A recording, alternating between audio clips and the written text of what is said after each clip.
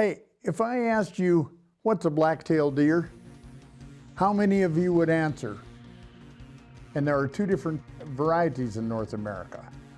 There's Sitka blacktail, which are up in Alaska and up on the northern shores of British Columbia, and a few other places that they've been transferred to. Out on the Aleutian Islands now, they have a bunch of Sitka blacktail, but they were all brought in there and released on the islands, and they've populated it. And my daughter and I did a hunt up there for Sitka blacktail. Columbia blacktail are a total different cat, are a total different deer. How's that? They're found in Northern California, portions of Oregon, portions of Washington, the coastline portions, and up into British Columbia a ways, right on the coast. And that's where you'll find them now. Some places, the blacktail interbreed with the mule deer, and so you're not getting a perfect subspecies if you're going after it, so you got to be careful with that. Those racks are generally bigger because of the genes of the mule deer that come with.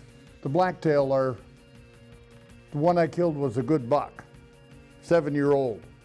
You know, I mean, they're not like mule deer or elk, or not like great big whitetail are. They don't get that big.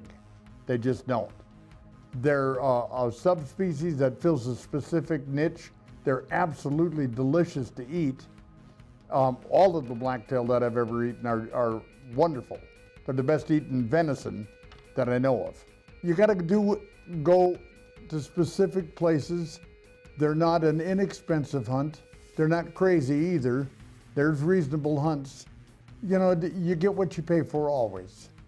What we were hunting there was, Wade Darby is a booking agent that I've done a number of different shows with over the years, and we've developed a good friendship. He's a great guy. I know he was chief of police for Sacramento for I don't know how many years. But it was his son Cody who was with me on the hunt, and he asked would I mind, and I said, mind? I love to take kids.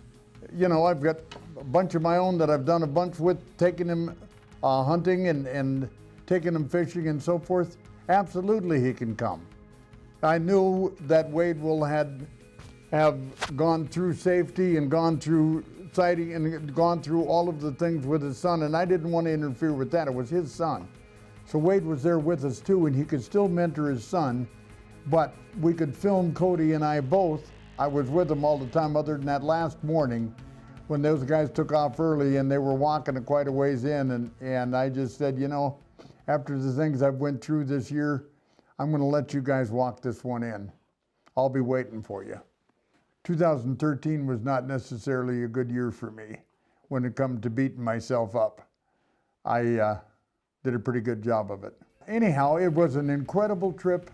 I enjoyed Cody. He finally, when he made the shot and just relaxed.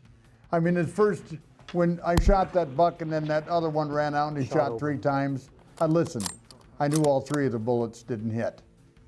Or if they did, it just grazed it, but it didn't hit solid. None of them did. But they took off to look anyway, which they had to do, and I sat up there and just thought about the hunt and thanked the good Lord for allowing me to be here and physically be able to be up to the challenge so I could accomplish what I had. And I knew that Cody would have no problem. They'd get him on a good buck too, so we'd get a great show. And my bucket list was accomplished, or that aspect of it was accomplished with this show that Wade set up. So I would feel indebted to him yet to this day because of it. It was special. That's not like going on another whitetail hunt as much as I love whitetail, and I cannot even guess how many of them I've harvested in my life. Lots and tons of mule deer and lots of elk and other things. But there's other kinds of deer. There's Coews deer, which is a little species of whitetail that exists in Mexico, and now they have some in Arizona that have kind of come across the border, to the point that I think they even have some hunting for them down there, I mean outfitters. And then I hear of other species like Carmen Mountain, but they're all subspecies of whitetails, all of those, to the best of my knowledge. So I haven't went after trying to collect all the subspecies of whitetail. To me, they're part of the whitetail family. And I've shot Coews deer before, but that's because I was on a hunt down in Mexico and the outfitter told me to shoot it. It was running at about 200 yards and I did, and it dropped instantly. And I told the cameraman, I said, keep that camera rolling right on that spot. There's something weird. And I jacked another bullet into my gun. Pretty soon the buck stood right back up again, and when he stood up, then I toasted him. We got over there and I had blown his one rack off with my first bullet. I shot his horn off and that knocked him out. And that's what he dropped, and I knew it dropped weird. It wasn't a kill. And so I was ready for him when it happened, thank God. Right at the end of doing that show, a bunch of days later, we've got a broken down Jeep, and we've got it fixed.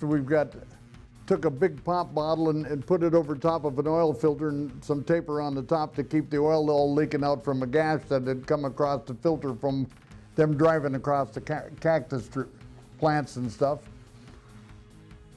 And we're coming out, and all of a sudden there's a little hill right in front of us. The outfitter says that could be the new world record. Babe, you gotta shoot that. Well, that day I had been on a mule deer hunt and I had a brand new scope. And when I pulled it up, we walked 13 miles in tracking this mule deer, got to the mule deer, and I pulled the scope up and I watched the crosshairs drop to the bottom, and then it was just gray and I couldn't see nothing. After 13 miles of walking one way, tracking this thing, he was a monster. And the guide says, you know, sight down the barrel. No, I'm not gonna do that.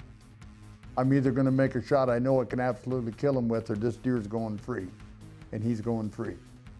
We gotta forget this gun fixed and turn around, let's go back. Which was not what I wanted to do, I'll promise you, because that was one of the biggest mule deer I've ever seen, and they've got them down there.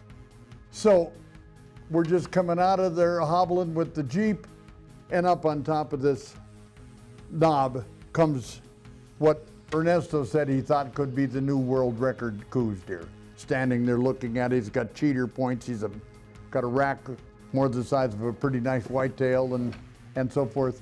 And he says, just shoot, aim down the barrel, you can kill him. It's about 150 yards is all, standing there. He said you can just put the barrel on the side of the Jeep here and just aim down the barrel. He said you can get close enough to kill him with that. I said, I won't do that. Man, what if I just wound the thing and that majestic deer gets away and we don't find him, and now he gets destroyed by the predators and we took out what could be potentially the world record and didn't make use of it? No, I can't do that. Let's go. And we drove past him and he scampered away. I felt it was the right thing to do at the time.